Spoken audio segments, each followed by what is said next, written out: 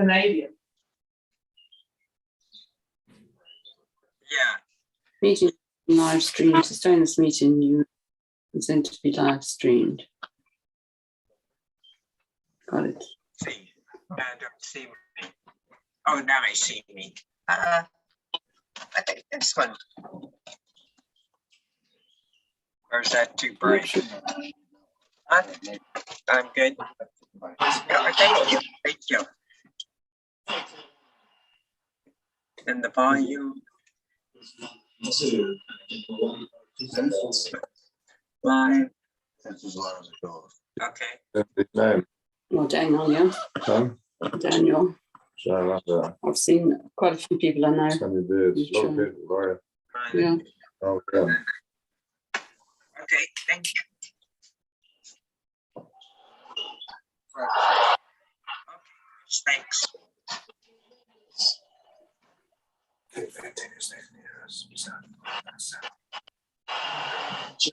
Stuff. Both guys. Is Sam on? Actually, love when she the exhibition, he sort of drop shot, and she take you out. You see, he hit that with his left hand. Sorry? Jogger hit that with his left hand. I never saw Jogger Both this guys. I actually love when Nishikori did him. This is an exhibition, he sort of drop shot, Nishikori. Take you out and give me that junk. And great, great reflexes from Djokovic, and then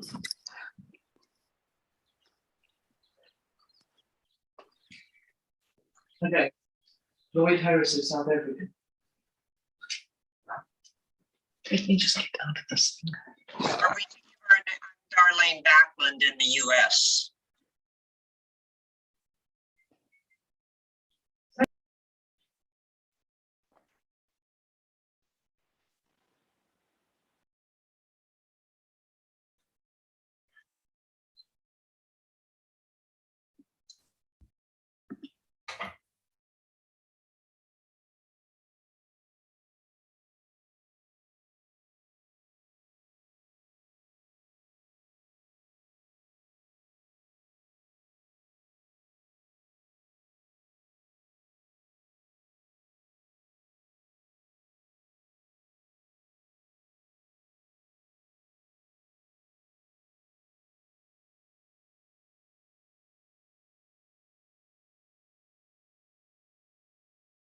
Something close to it.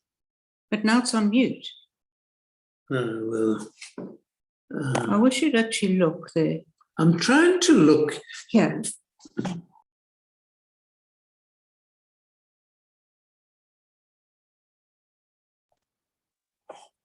I don't know why the host is muting me. I can't hear what's going on. It's correct now, the mute story.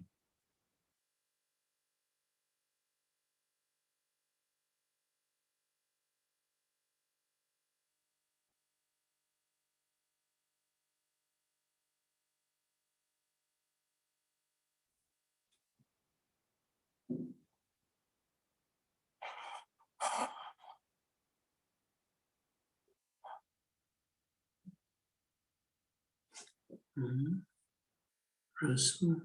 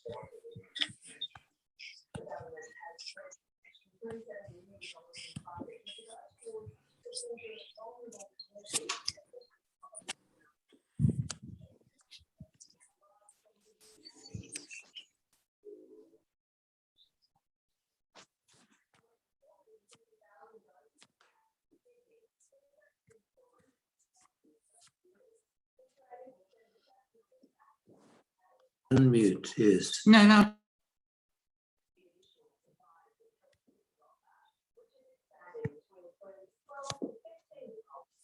Then it's mute. That it's not, it's mute if you tap it on mute. Alan, read that.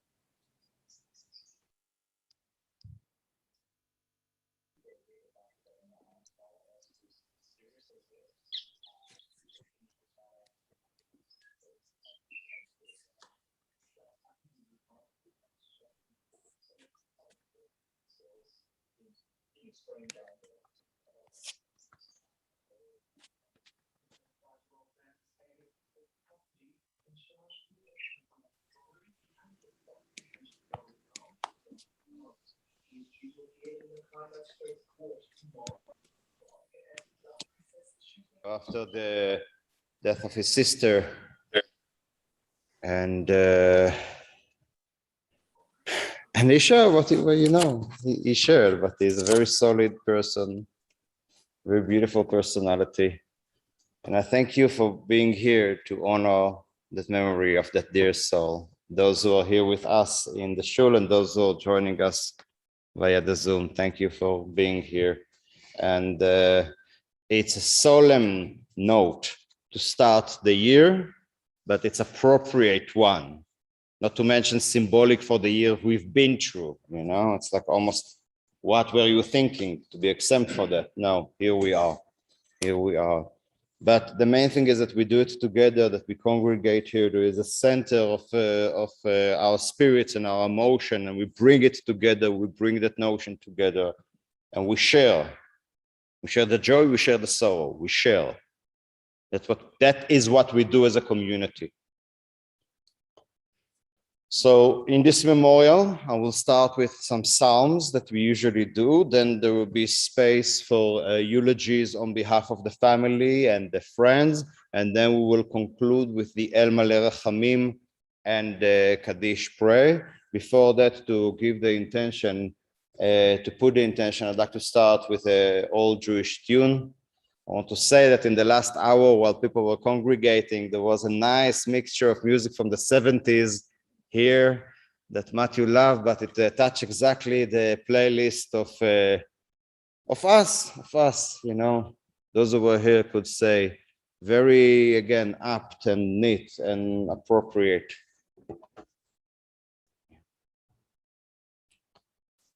So moving from the 70s music to the ancient Jewish tune with attention to the serenity and the solemnness of the occasion.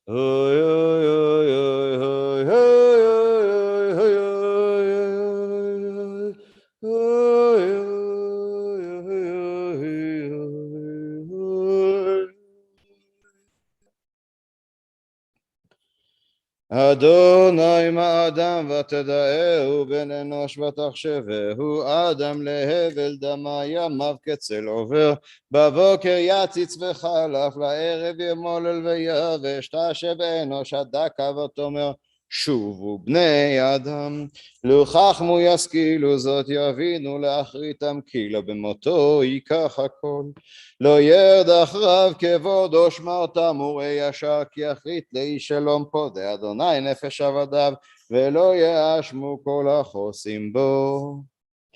God, what are we that you have regard for us? What are we that you are mindful for us? We are like a breath and our days are as a passing shadow. We come and go like grass which in the morning shoots up renewed and in the evening fades and withers. And you cause us to revert to dust saying, return, O mortal creatures. Would that we were wise, that we understood where we are going. For when we die, we carry nothing away, and our glory does not accompany us. So mark the wholehearted, behold, the upright, they shall have peace. God, you redeem the soul of your servants, and none who trust in you shall be desolate. Psalm 121. שיר למעלות אשאנה אל ההרים מאין יבוא עזרי עזרי מעם אדוני עושה שמיים וארץ אל יתן למות רגליך אל ינום שומרך הנה לא ינום ולא יישן שומר ישראל אדוני שומרך אדוני צילך על יד ימינך יומם השמש לא יככה וירח בלילה אדוני ישמורך מכל רע ישמור את נפשך אדוני ישמור צאתך ובואך מעתה ועד עולם אדוני ישמור צאתך ובואך מעתה ועד עולם. I lift my eyes to the mountains, from where will my help come? My help comes from the eternal one, maker of heavens and earth. God will not let your foot give way. Your guardian will not slumber. See, the guardian of Israel neither slumber nor sleeps. God is your guardian and your protection at your right hand. By day, the sun will not strike you, nor the moon by night. God will guard you from all harm. God will guard your life. God will guard your going and coming now and forevermore. And finally, Psalm 23.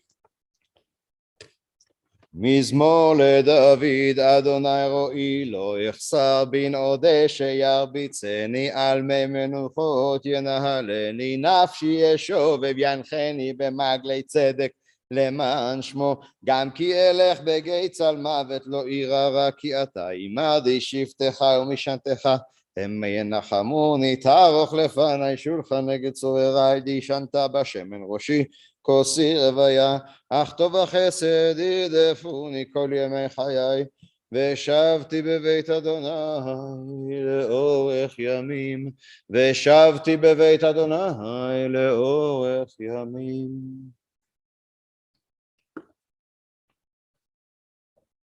A psalm for David. The Lord is my shepherd, I shall not want. You maketh me to lie down in green pastures. You leadeth me beside the still waters. You restoreth my soul. You set me in the circles of righteousness for the sake of your name. Though I walk through the valley of the shadow of death, I shall fear no evil, for thou art with me. Thy rod and thy staff, they comfort me. Thou spread a table before me in the presence of my enemies. Thou hast anointed my head with oil. My cup runs over. Surely goodness and mercy shall follow me all the days of my life, and I shall dwell in the house of the Lord forever.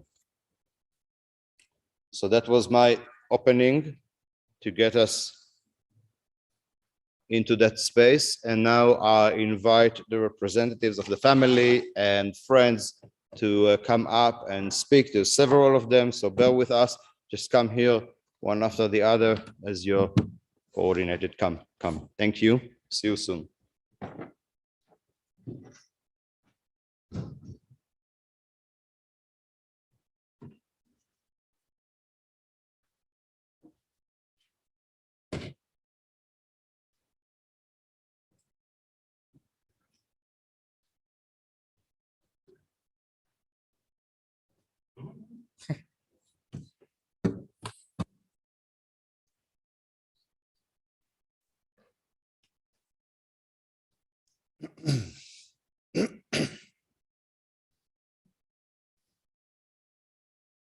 Hello, everyone. For those who don't know me, I'm Neil, Matthew's nephew. Matthew was a brother and a friend to my mother and father, Joe and Ronnie, and an uncle and friend to Johnny, Leanne, Carla, and me. He was the glue in our family and was a master of bridging the gap between the different generations that made up our family. He was the national first choice master of ceremonies at our family simchas, such as mine and Carla's wedding and Johnny and Leanne's wedding. I'm sure he knew more about our family than anyone else, including some of us. We've all sought his advice and counsel on many occasions, both as individuals and collectively. And he had an amazing ability to see through the chaos and the noise and help us arrive at logical solutions and conclusions. We will all miss our sessions over a coffee, sitting upstairs in his roof garden, looking out over the Rosebank and Santon skylines while solving the world's problems. He would challenge our view and our thinking, and it wasn't always comfortable. What is the problem? What are you going to do about it, and what is your plan? Some of Johnny's and my earliest memories of Matthew are from our birthday parties. Matthew was the original cake boss, designing and baking cakes shaped as cars, trains, planes, and ships. Then there were the times he would cruise into my parents' house, raiding the fridge, before moving on and raiding Johnny's and my dinner and eating the food right off our tables, right off our plates. I'm sure there were times that we were left a little bit hungry, but I can always remember it being very entertaining. And who could forget the times when he would be at us with Marion, smoking their strange cigarettes before they rushed off to the corner cafe to save the world from space invaders. He didn't have it all his own way, as Johnny and I have once hit back by inserting matches in the open ends of his cigarettes. And the ensuing blazing inferno gave him a massive fright and left him with a ruined beard that ultimately had to be shaved off. Matthew introduced me to cycling, and our many shared hours on our bicycles enabled our relationship to grow into something so much more than uncle and nephew. Matthew loved his cycling. He never felt the cold, and I don't think he owned a pair of winter cycling pants, because I never saw him in any, and there were times when he really should have. Matthew never missed a ride, he never bailed, and there were plenty times when I wished he would, so that I could turn over and go back to sleep. Matthew never got caught up in the debates about who had the newest bike, or the lightest bike, or the best equipment. He just loved riding his bike. He loved the camaraderie, the physical exertion, the coffee after the ride, and the afternoon dos that was an essential part of his cycling routine. Matthew rode his bicycle the way he wanted to ride it. We would leave as a group, and Matthew would ride, and he was very good at riding 50 meters in front of us for most of the ride. Red robots were mostly treated as a yield and never a complete stop. And when he would ride through intersections in front of us and call back to tell us if it was clear, it was a bit of a lottery. A call of clear could mean anything from safe to car coming from the right, left, or both right and left. I treasured our times together touring South Africa on our bicycles, whether it was riding through grimy Johannesburg or on the beautiful mountain bike tours that I was privileged to be part of. Matthew was extremely diligent with his exercise regime off the bike as well, whether it was secret sit-ups in bed while Barbara was trying to sleep, or his core workout in Johnny and Leanne's house, dressed in just his undies, when Matthew and Barbara were renovating their apartment and staying with Johnny and Lee. Matthew spent many hours trying to convince me that he should be referred to as Moderate Matthew. But the truth is, he was foot flat 100% of the time, whether it was work, family, friends, cycling, or holidays. He gave it everything and left it all out there. Matthew, your passing has left a massive hole in our family. I wish Barbara, Greg, Megan, Ben, Sam, Laura, Andrew, Sky, Jonathan, Jacob, and Joe long life.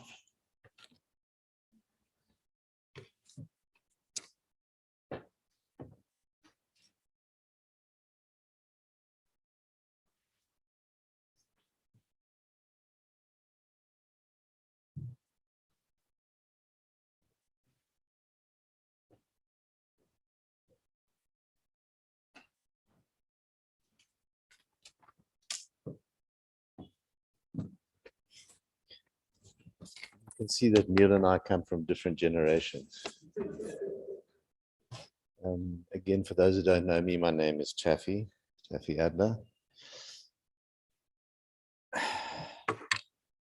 And over our almost 50-year friendship, Matthew and I were never competitive. It took him just a little longer to come around to my point of view. It was this non-competitive relationship which resulted in, and this is going to be a feature, I'm sure, of all speeches, resulted in some cycling classics. Like the only way to get up a hill was to exchange insults and nonsense in order to get to the top. As all of our cycling buddies will confirm, Matthew was expert at this technique. As was his habit, and this has already been referred to, of riding ahead of the group. We've got a different interpretation, Neil, in search of imaginary friends. Jill Strelitz's regular comment was, so what are you overtraining for today, Matthew? Cycling was certainly one of Matthew's passions, his happiest place, as many of his family will testify. And around it, we built a wonderful group of friends who enjoyed the many hours we spent together on two wheels almost every weekend for over 20 years, and for 6 or 7 years on mountain bikes, exploring many of the beautiful parts of South Africa. And there are a lot of pictures of those times on the website. He has a special place in the heart of all his cycling buddies, Jill, John, who's here, Henry, Sheila, Debbie, and Jill Harris, Michelle, Graham, Tom, Dave, and Trevor, all of whom are gutted by his untimely passing. The commitment and passion and building of relationships, and that's a very important part of who Matthew was, that Matthew brought to our cycling fraternity was embedded in his very marrow. They were evident in his various business activities, one of which was as his role as chairman of Arrowhead Properties since 2015. And an extract from the tribute that Arrowhead has put out illustrates the point I want to make. And here I'm quoting, Matthew dedicated a tremendous amount of time, care, and commitment to Arrowhead, and Arrowhead benefited enormously from his strategic acumen and his attention to detail. Matthew's approach was steady and focused, a strength which helped the group traverse our current turbulent and uncertain times. Matthew helped shape Arrowhead into the company it is today, and his commitment and passion will be sorely missed by all those who knew him. Indeed, Matthew helped shape many institutions and programs, all with a wider social scope and impact. I'll mention only a few of the most significant from a societal point of view.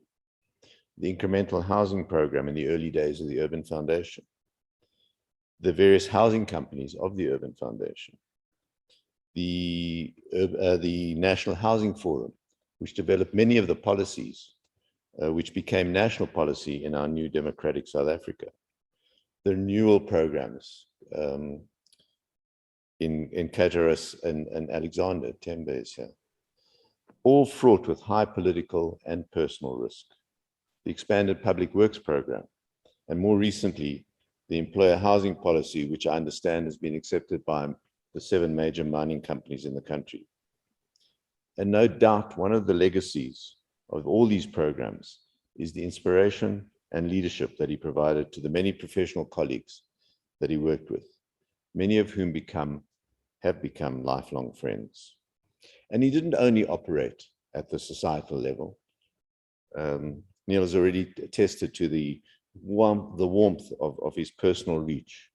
And he brought the same acumen, innovative thinking, and commitment to more personal projects, such as, for example, assisting the Shul with his property issues. Trust, loyalty, and commitment were the hallmarks of friendship with Matthew and Barbara. Jill and I personally have deep gratitude for one expression of this. During the state of emergency in 1986, unannounced, I knocked on their door at their house just off Athol Opens Road, and said I needed a place to hide. Without hesitation, at considerable personal risk to themselves in those times, they took me in until it seemed safe for me to surface. These deep levels of friendship between our 2 families have now lasted for over 40 years. And some of the pictures on the website are evidence of some more happier escapades to the Outnikwa Mountains and to Mafubus Cliff. One of these trips gave rise to one of Matthew's favorite stories. I think it borders on urban legend, that on a trip back from Cape Town, stopping overnight in the Karoo, Jill and I kicked him out of our combi and he had to sleep in a tent outside in the cold Karoo night. In our defense, I just have to say there wasn't room for 3 in our combi. And so we come to the end of this life, and I can do no better than quote another lifelong mutual friend of ours. Corone Cornell wrote when she heard of his passing, all that life force, energy, warmth, humor, integrity, and stubborn courage. Indeed. Hambagashle, my friend, and stacked and long life to Barbara, Greg, Samantha, Andrew, Joe, Jacob and Jonathan, Megan, Laura, and Sky.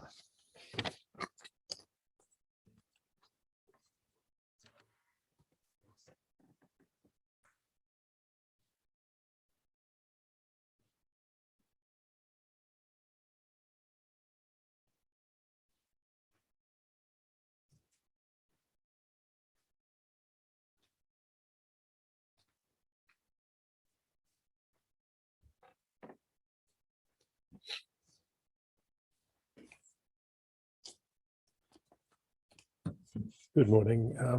For those that don't know me, I'm Rick, a long-standing friend of Matthew's. And I'm representing a big family, all of whom feel they're part of Matthew's family and family with Barbara and the whole Nell clan. I came back to South Africa to try it out when I was a young guy, and I joined the Urban Foundation. And one day, almost exactly 43 years ago, I drove out to Kutsong to find out about one of the projects that had just started. And I arrived in this desolate place in the far West Rand, and there was Matthew, transcendent, having just initiated a really amazing and really groundbreaking program to empower people, to give people a choice of how to live and where to live, and the ability to do it at a time when there was no such opportunity. And for me, it was a real moment of bonding. Here was an elder brother and one of my very best friends instantaneously. And today I was flying up from Cape Town trying to encapsulate that. And one of my dad's favorite quotes, Clive, who was a friend of Matthew's as well, was a quote from Edmund Burke, who was asked, how he took the measure of a man. And he said, imagine you're walking in the countryside and the rain squall comes over and you take shelter in a lay-to shed and a shack, and another traveler comes in and you talk for an hour until the rain passes, and then you go your different ways, and you don't know who this person is or from whence he came, but you say, there goes a man. So Matthew's attributes were innate. He was an extraordinary guy, a wonderful man, a wonderful friend, a wonderful father, and a cousin, I'm sure, a son. And he carried that with him. It didn't come from outside, it was from within. His values, I'll come back to, were the very best. That stuff he talked about. We built our friendship in the miserable dark days of the late 70s and early 80s. I didn't know Barbara till a little bit later, but we spent long nights with bottles of scotch and 30 packs of Peter Stuyvesant, and my mother coming in occasionally to tell us what to think. And he gave me an incredible insight into the distorted apartheid geography of Johannesburg, the city I'd grown up in and knew not at all until Matthew taught me what really made it tick. And then I left, and Matthew remained in Johannesburg as my Johannesburg. I mean, Matthew was the pole to which I returned, many years later. And he always represented to me, the best of the city, no nonsense, pragmatic, hardworking, solution finding. In his way, Matt was a genius, I think. My mum didn't say that. She said yesterday that Matt is Dafka. Otherwise, any possible argument you make, he had an opposite view. But in fact, he just saw things so differently, and his problem-solving ability was enormous. So I took him one problem after another all my life, whether it was a housing problem, a personal housing problem, a family problem, the worst kinds of family problems. Barbara, I remember us sitting in Amanus, and we were dealing with the problem of young children and nappies. And I think we resolved with 5 nappy-filling creatures around us, and we wouldn't talk about this for a whole day. I think we lasted 3 hours together. Christine reminded me of that and sent her very best to be with you today. So, and the generosity of Barbara and Matthew to me and my family when we came back to South Africa to start again. And throughout our lives, looking after my mum when I went down to Cape Town for years, and you were surrogate son and daughter to her, and really supported her, for which she's immensely grateful. Just the generosity of time and love and attention and care to our children as they've grown up, and that's shared by all of you, Sam and Greg and Andy. And the generosity in sharing friends, Rob and Judy Snadden, and all that's come from that has come from a mutual friendship that you shared. Never managed to share the cycling. We agreed that to differ on hard exercise early on a Sunday morning. I think the picture that you have found of Matthew that we were looking at is perfect. I mean, that quizzical look coming out, and essentially what was he saying? He was quizzical, he was amused, very, very friendly, and just waiting for you to get it, to get Matthew's take, because he really did know. He had an insight and a knowledge and a certainty about things that is rare. And his values, which wrapped up that ability, were the finest. And those don't die. I mean, those values are with us always. We'll keep them and help them carry them on. It's like sort of you hold up the flame of a value. It's like a candle. You can share it a million times and you don't diminish the candle. There is no zero-sum game. And the same goes for the good values of generosity, kindness, enthusiasm, hard work, family. And Matthew epitomized all of those. I'll never forget him. This wasn't the deal. He was meant to be speaking at my funeral, and that's too early and too soon. I'll miss him and remember him every day.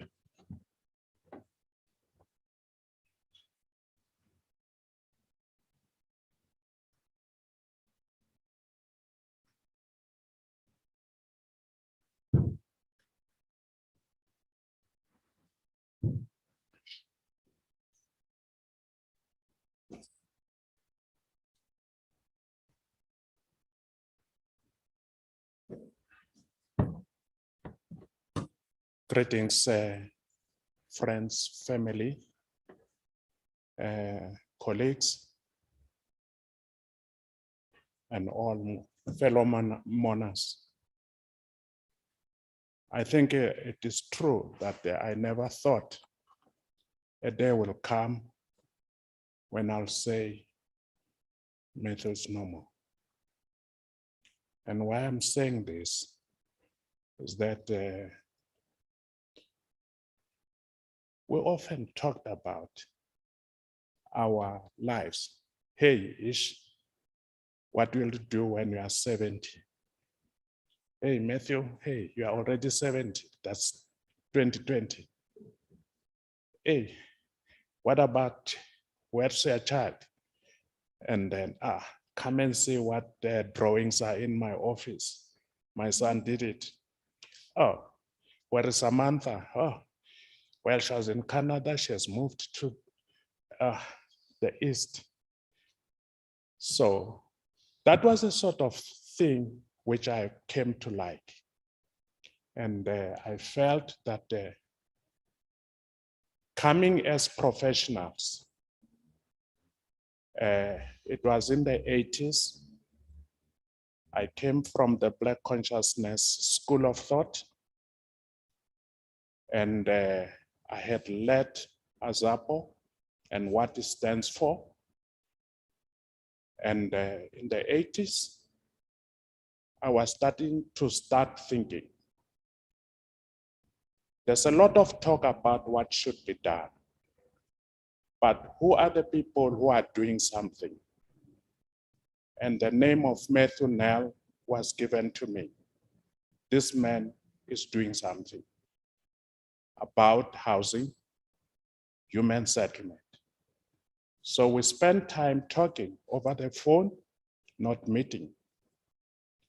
And when we met, we were at the National Housing Forum, shook hands, and that sealed it, a friendship from that time. And what did I know about Matthew during that time? He's a guy who would listen as though maybe he's not there. And when talk has gone on, we had many stakeholders.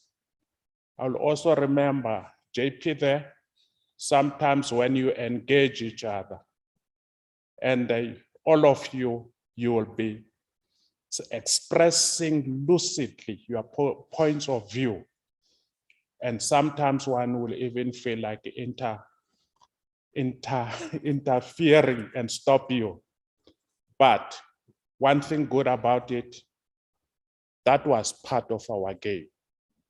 Yours faithfully sometimes ask very irritating questions.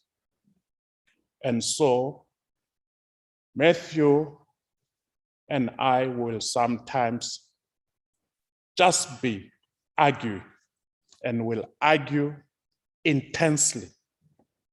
One will think that we'll never meet again. But in that annoyance, we're building a friendship. I must say that at one stage I was amazed when Bongi asked me, when last did you talk to your brother Matthew? So I actually got a sense that over time, associates could become friends. Was he a friend? I think I can legitimately say, Bong, he was my brother. He was also my friend. But I think more importantly, we transcended working as colleagues, associates. Those are functional people. When they don't see what they will get from you, you are damned. So with Matthew, we transcended that.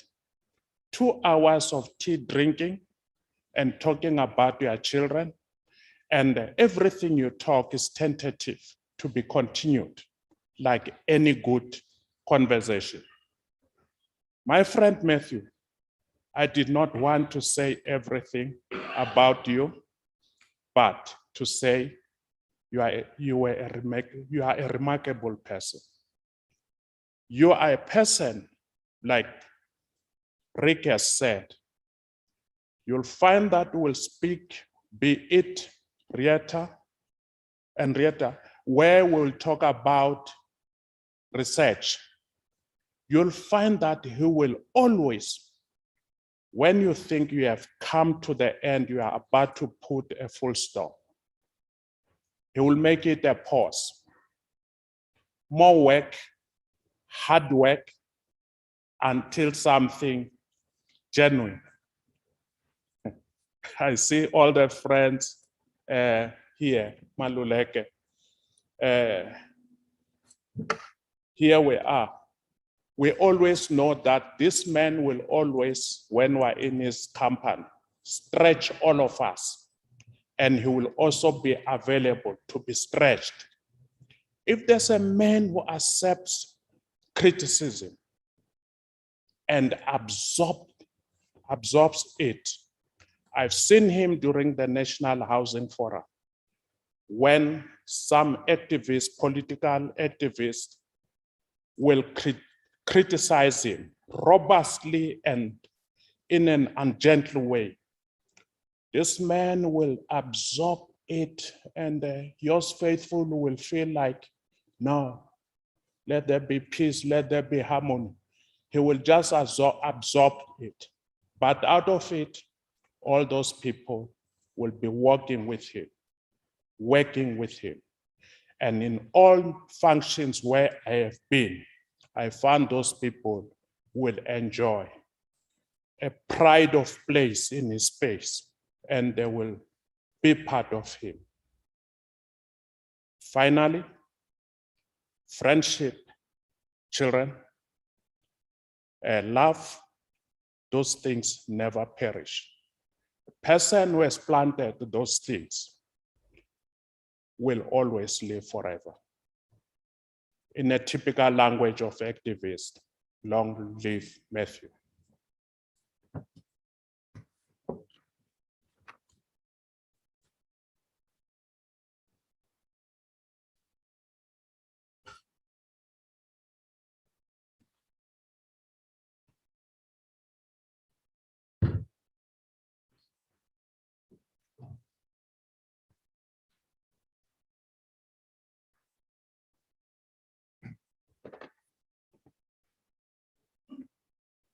Good morning. For you who don't know me, I'm Rob, a personal and family friend.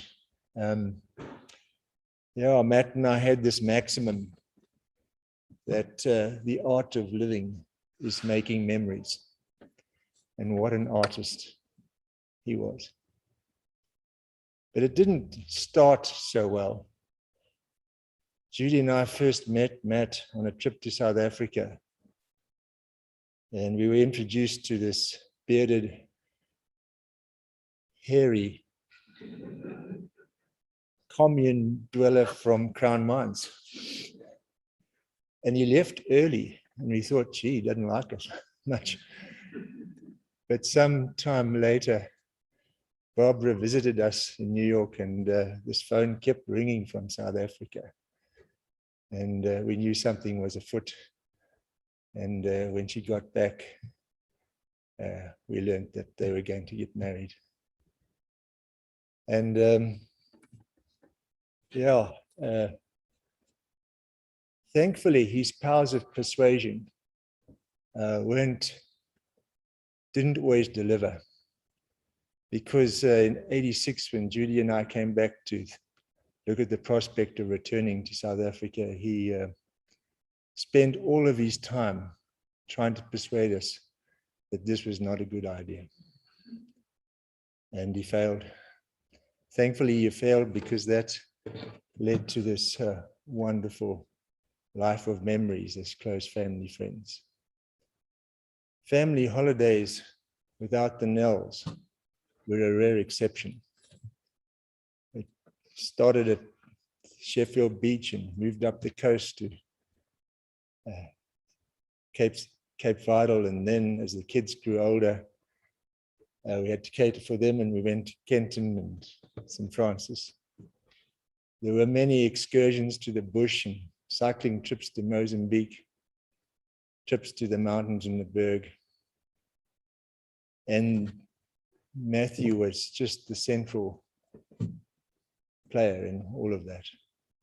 His energy, his enthusiasm, his wit, and that sense of everything was possible was always there, and the glue that kept us together.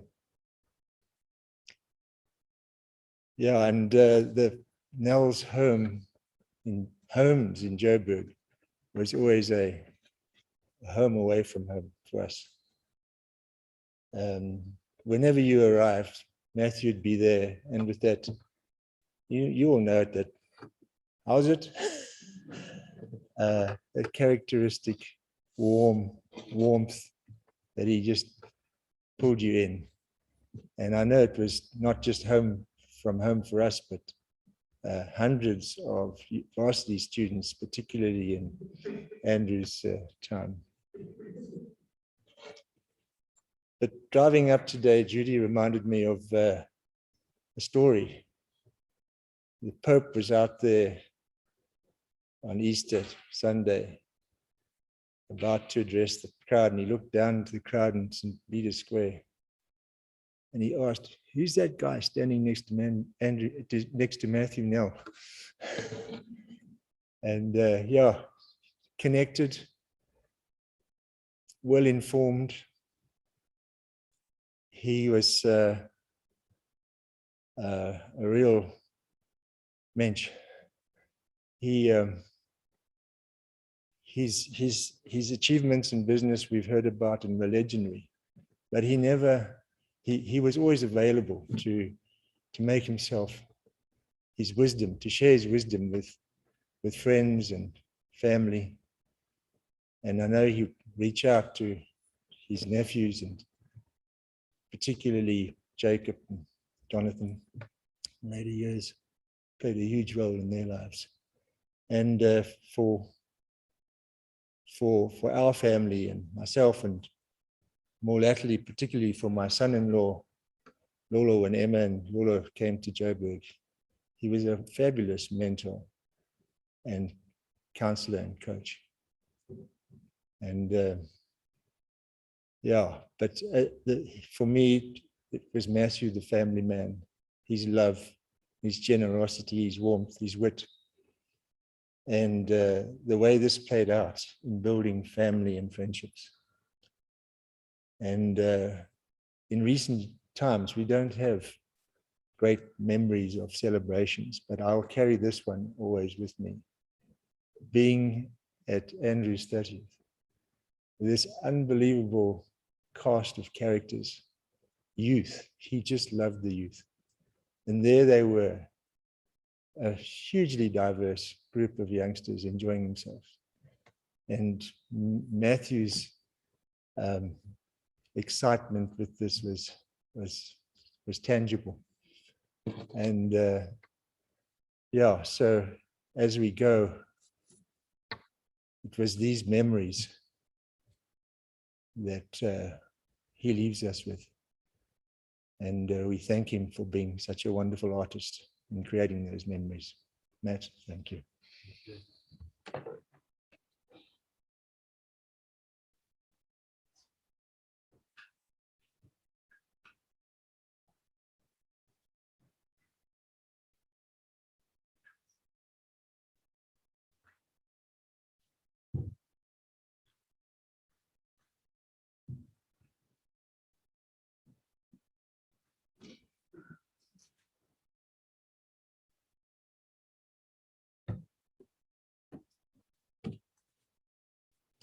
It's almost becoming a litany.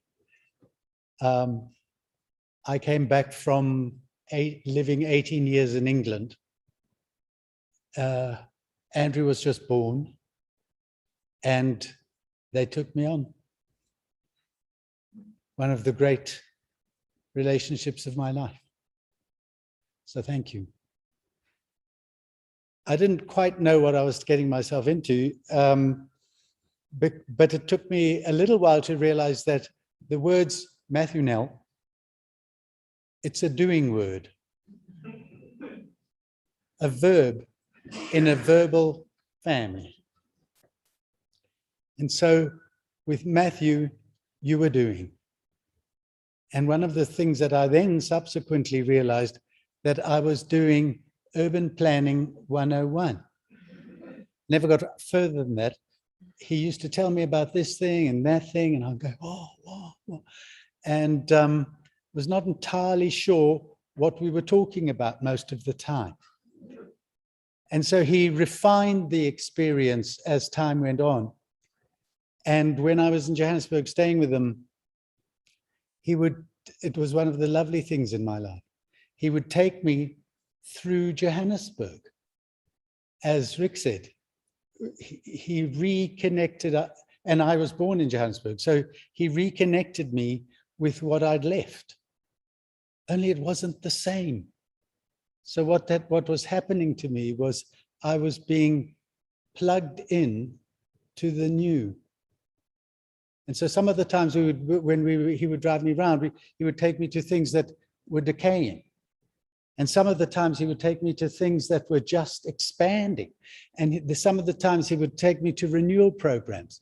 One of the times he took me to Kensington because he said that was one that had a certain stasis. I was busy looking around because I remember my mother taking me to see Mahatma Gandhi's house, and I was looking for it. It wasn't there. And then we came up this road and I thought, is this Rhodes Avenue? Or is it still Rose Avenue? Has it changed or something? And said to him, you know, Matthew, I used to come in this road, I think, to see my grandmother. And she lived in a house that had been owned by a sculptor. And there was a lion in the garden. And I used to play on the lion in the garden while my granny was doing whatever grannies do. And Matthew says, Norton, we have just passed a sign saying the Lion House. We turned around and drove into the drive, and there in one of those Kensington houses with the turrets, you know, was my granny's bedroom. So he reconnected me to that, then took me to the end of Main Street, to the new brewery. It was like that with Matthew. He did that too in Maputo, where he said, you see that wall?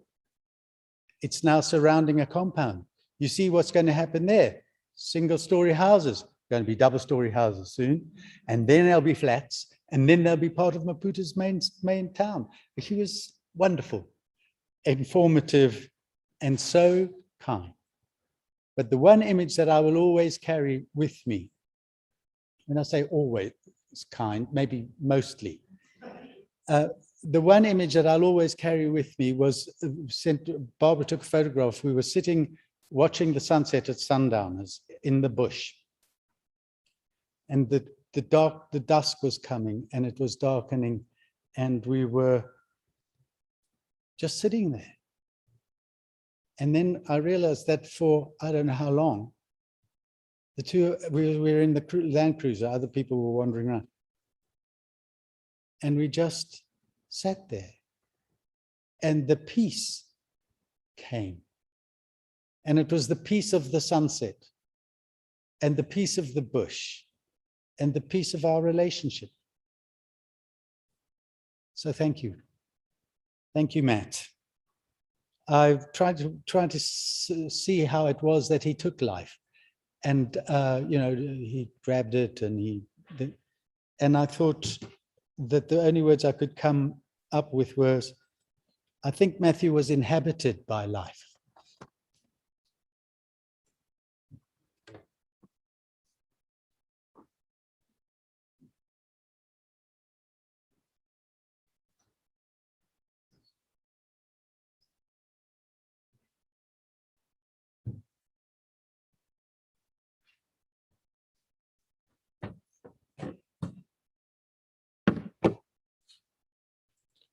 Hi, everyone. If you don't know me, I'm Greg. I'm Matthew's eldest. Just give me a minute here. My dad was. It's a hard thing to say. It's a hard thing to accept. My dad was. Not is, was. My dad was a man of conviction. He fought for what he believed was right with all he had. He was, to put it another way, stubborn as all hell. And he taught his children to stand as firmly in their beliefs as he did in his. This, of course, you may realize, was a mistake. He found himself with 3 bright, pig-headed children who thought they were as right as he was, and there was never a moment's peace in our house. I don't want to give the impression that he was some sort of hard-handed authoritarian. He was kind and gentle and generous, always willing to take time to help those who needed it. He was always there to help me with whatever mad project I was trying to make when I was 5 or 8 or 10 or 12 or 25, who knows. Always ready to go on an adventure with me or my siblings or my mom or really anyone who was ready to go. One of the greatest things, the greatest joys in my life is that he got to meet my son, his grandson, Ben. And that's despite what's been a hard 2 years for him, what were for him, his health-wise. He was able to, he had enough strength and togetherness to spend so much time with Ben. And I'm going to cherish the memories. I know Ben will when he's older. And it just means a lot. My dad had a reputation for being a workaholic, but people always misunderstood. It wasn't the work he was interested in, it was the results. He was determined to help people every day. He wanted to change the world, to fix it. And while that may be the most quixotic of goals, every day tilting at windmills, he made the world better. Because in the end, that's how you change the world, by making it better every day, one person at a time. And that's what he did for me. All the strength and kindness and determination and, yes, stubbornness he taught me, all the fights and arguments we had, all of that made me better. He made me want to be my best. And because of that, and because that's what he was always trying to be. And so, while in some ways my dad was, I think for me, he will be. Every time I choose to do something to make myself better, and every time I try to do more than I can right now. And I think that's probably true for a lot of us. Thank you.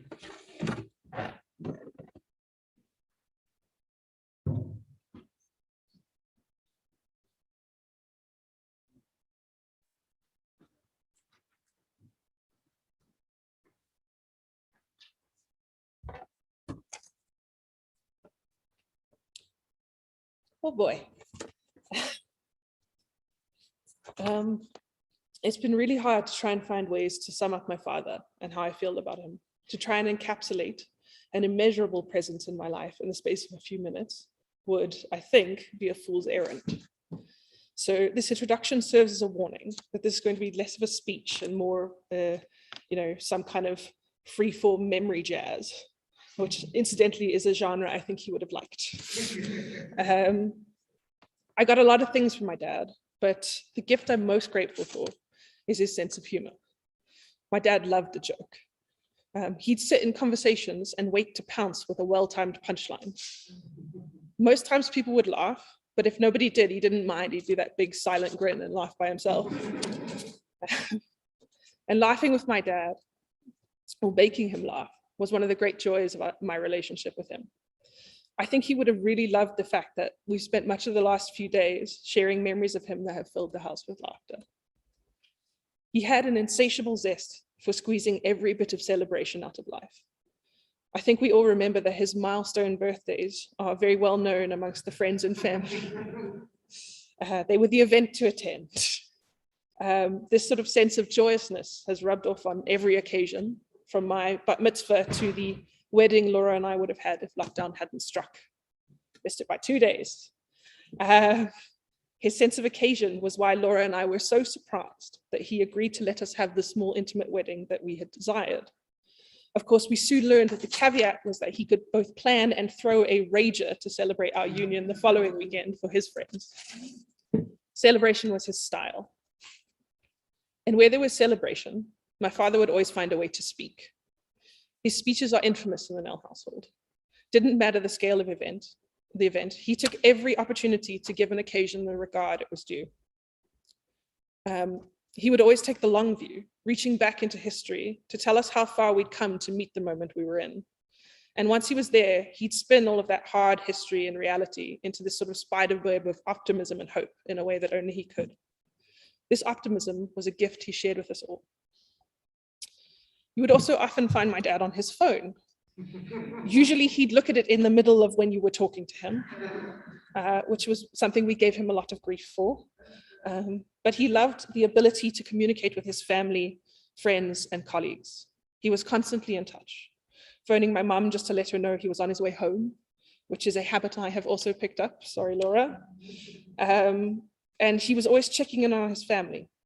If you got a message from my dad about how a certain thing was going or some piece of advice or something, that was his way of showing care. And of course, there was always a 50% chance it was just a cycling meme. But my dad was the person you called. If you had anything going on in your life, he was the one to turn to ask advice, guidance, to strategize with. He was the person you wanted in your corner. And I think for a brief period in my life, I was under the impression that this ability to rely on him was something I'd won by virtue of being his child. But that illusion rapidly faded when I realized I'll call Matthew for advice was the refrain of many a person, and quite possibly half of Greater Johannesburg. Without fail, he made time for every call. He loved to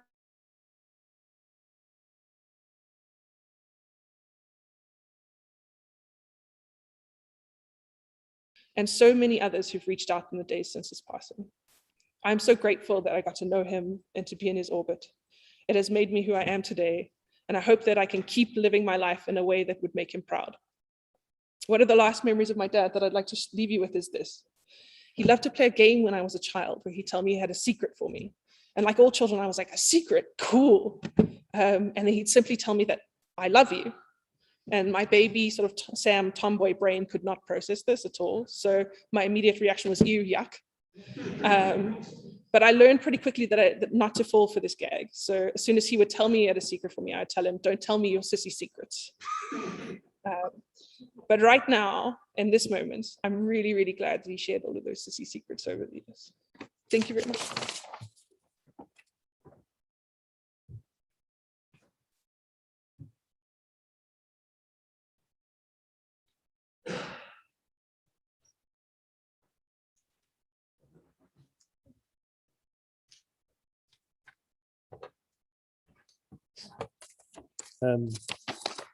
Yeah, hopefully I can make it through this. So just bear with me if it does take a while or I stumble a bit.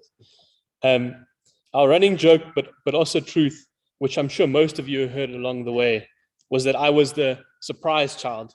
And a month or two after I was born, he raced to the doctor to get a vasectomy. Despite the rocky start to our relationship, I don't think that any amount of time or words would be enough for me to convey how I feel about Matthew and our relationship. I'm so fortunate to have had not just a father, but a true partner and best friend in Matthew. It's not always the case with fathers and sons. I like to think he recognized the kindred spirit in me, someone with the same zest for life.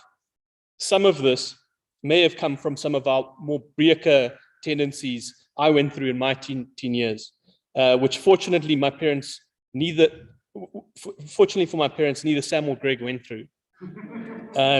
Although I think it's safe to say from the stories that I've been told about Matthew, that he was more of a hooligan than I ever was. I often recall stories about him sneaking to Hillbrow for smokes and alcohol at 11 and beating up a parent as a 16-year-old at a birthday. However, beyond all the rough and brash tendencies we both had as teenagers, he really spent time and energy in ensuring that I bridged the gap and made sure I curated interests and passions outside those of a teenage boy to become a more rounded and conscientious person. He was a rock and a calming presence in everything for me, and somehow managed to find a wonderful balance between with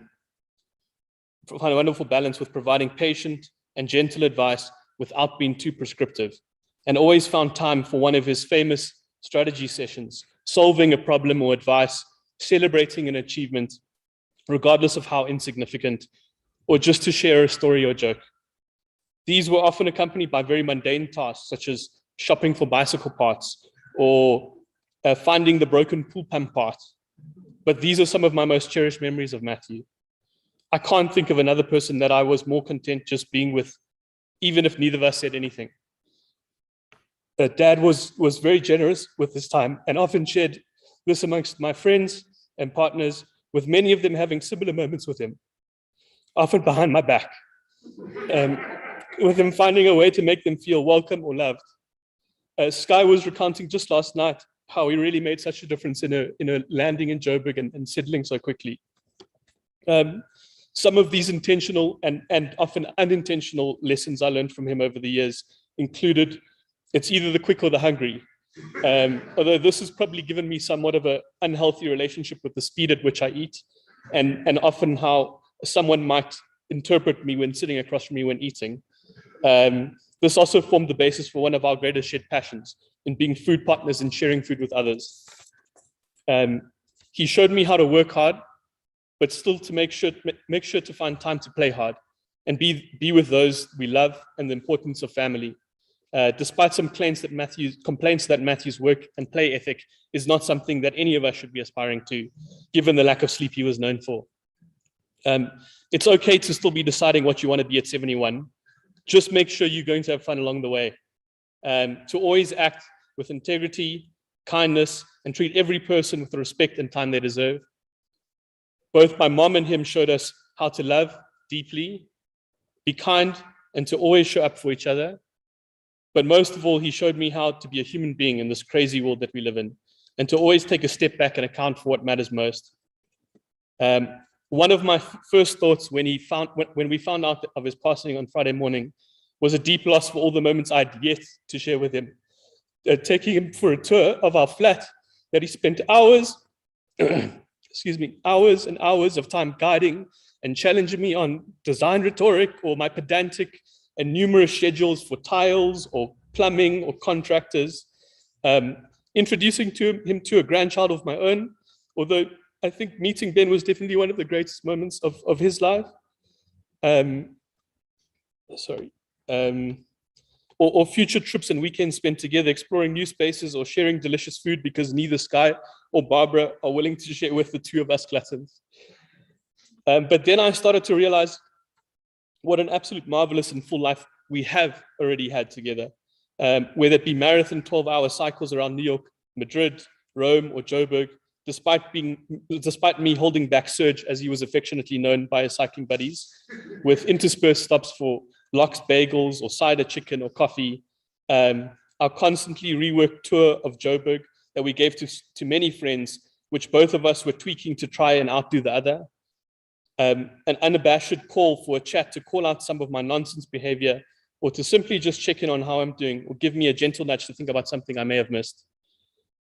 Thousands upon thousands of cuddles and spooning sessions, hiking and walking, even though we ended up talking about this more than doing it due to some of his back issues. We got to share our love of jazz and live music together on so many occasions, and there's certain songs I'll never be able to listen to again without instantly being reminded of a moment we shared. I also then read through all the messages of support and commiseration that we had received both directly and on his memorial page over the last few days. And through the fits of tears, realized how important and influential he was to so many other people. I'm so grateful to all of you for sharing these with us and reminding us of the multifaceted person he was. He truly lived a remarkable life, and his infectious sense of humor, frankness, and integrity filled the hearts of so many people. And I can't quite work out how he managed to fit it into to only just 71 years. One of my lasting memories of the last few weeks and him will be the last time I saw him at the hospital on Tuesday. Unfortunately, his infection markers were high, and this combined with the lack of oxygen was making him a bit delirious. He told us of imagined fraud busting at parastatals, trying to ensure money wasn't being redirected away from the poor, and that the hospital was running out of oxygen, and that he needed me to bring an oxygen concentrator with some splitters that I should fabricate for him, so that he could share it with other patients in the ward. However, he had some perfect moments of true Matthew in between these. His favorite nurse came to check some vitals, and he proudly told us that this was his adopted sister who was looking after him. He then introduced my mother and remarked how great she was and how lucky he was to have her by his side. And then he introduced me, and he beamed with his signature Kirsch, toothy, proud grin and exclaimed, "He's just one of my 5 kids." Each of Greg, Sam, Jacob, Jonathan, and I shared such different and special relationships with Dad. I only hope we continue to make sure he has that toothy, proud grin through how we live our lives. I certainly will do my best to attempt to match up to the insurmountable personality and character. I love and miss you so much already, Dad.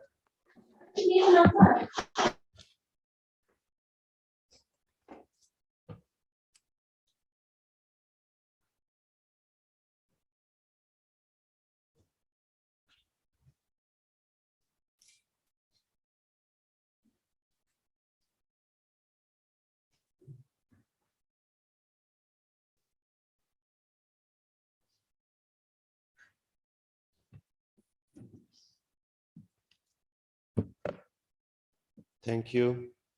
All those who share those beautiful memories are a blessing. So may his memory be a blessing. His memory is already a blessing. And thanks for sharing that with us. I'm going to conclude with 2 praise. One is the El Maleh Rachamim, and then the other is the Kaddish, which we will recite with the family. The El Maleh Rachamim, I mentioned the full name and the Hebrew name. El Maleh Rachamim Shochei Bamomim אמצעי מנוחה נכונה תחת כנפי השכינה קדושים וטהורים כזוהר כי הם מזהירים את נשמת מתיו אלכס אליס נל מתתיהו בן בנימין שהלך לעולמו. אנא בעל הרחמים יסתירהו בסתר כנפיו לעולמים וייצור בצרור החיים את נשמתו.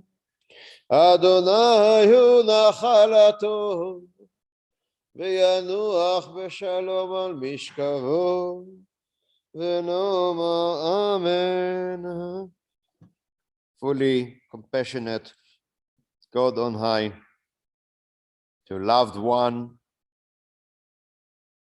Matthew Alex Ellis Nell Matityahu Ben Binyamin, who has entered eternity. Grant clear and certain rest with you in the lofty heights of the sacred and pure, whose brightness shines like the very glow of heaven. Source of mercy, forever enfold him in the embrace of your wings and secure his soul for eternity. God is yours.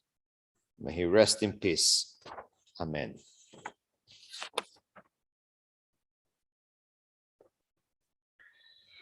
Please let us rise. In the prayer book is in page 598, 598. 590, where we think of the loved one whom death has taken from us. Zichrono livracha. Matthew Nell, may his memory be a blessing. 598, the Kaddish. I'll share with you. Itgadal ve'itkadash sheme rabba be'alma divra chirutei ve'yamlich malchutei bechayechun. You're also saying, right? ובחיי דכל בית ישראל בעגלה ובזמן קריב ואמרו אמן. יהא שמי רבה מבורך לעלם ולעלמי עלמיה. יתברך וישתבח ויתפאר ויתרומם ויתנשא ויתהדר ויתהלה ויתהלל שמי דקודשה בריחו. לעילה מן כל ברכתה ושירתה ושבחתה ונחמתה דאמירם בעלמה. ואמרו אמן. יהי שלמי רבה מן שמיא וחיים עלינו ועל כל ישראל ואמרו אמן. ועושה שלום עממה ויעשה שלום עלינו ועל כל ישראל ועל כל בני אדם ואמרו אמן. Please be seated. Please be seated.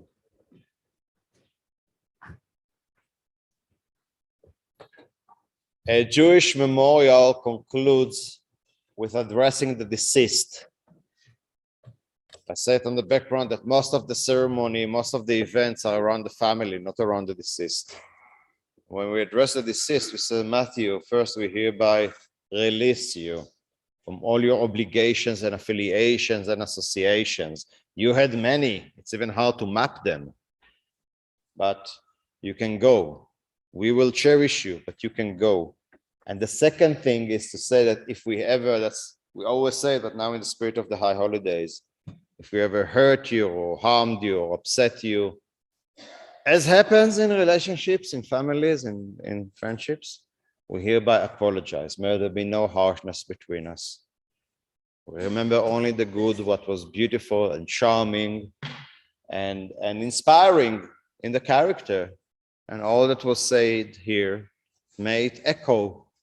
And when we come to our life, in our various capacities, as partners, spouses, as parents, as siblings, as friends, as professionals, as citizens of this country and citizens of this world, may we live up to that, to that extra strength and extra focus and care, because somebody on that mental capacities could have said, fine, I'm rather brilliant. Now let me sort myself and my family out with some money. But he was like, no, let's bring it back to the people where it belongs. So that's the intention, and it's the intention which makes the whole difference. It's the intention that makes the whole difference. So that from my perspective and the communal perspective, there's been many comments since we have many people came back to us since we published about his death. And people who remember and who care. So those who have participated with us via the Zoom, I thank you. And those who are here, I also thank you. I'd like to conclude, I don't do it usually in memorial, but it's Rosh Hashanah tomorrow. So I think I'd like to conclude with a shofar to be apt. And what I can say is that we say on the righteous one who have moved on, we say, Zechusam tagen aleinu, their righteousness, their merit, may it protect us. We are what we are. We are not brilliant, but those who went, they are a bit better if they can. It's also a very African notion. The ancestors will protect us. So we are calling for the ancestors. We're calling for the memories, and may it come to pass that whatever harsh verdicts there are there, may they be removed, and the pro-life and pro-sharing and pro-being together in the notions of comradeship and family, that will prevail. Amen. So I will end with the shofar, and then I want to thank you.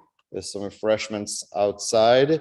You are not formally in a Shiva condition as there's Yom Tov tomorrow, but if people want to come visit and pick up the phone and come visit, and I presume in due course we will advise about Plok and Wall of Remembrance event and so on once it will be relevant.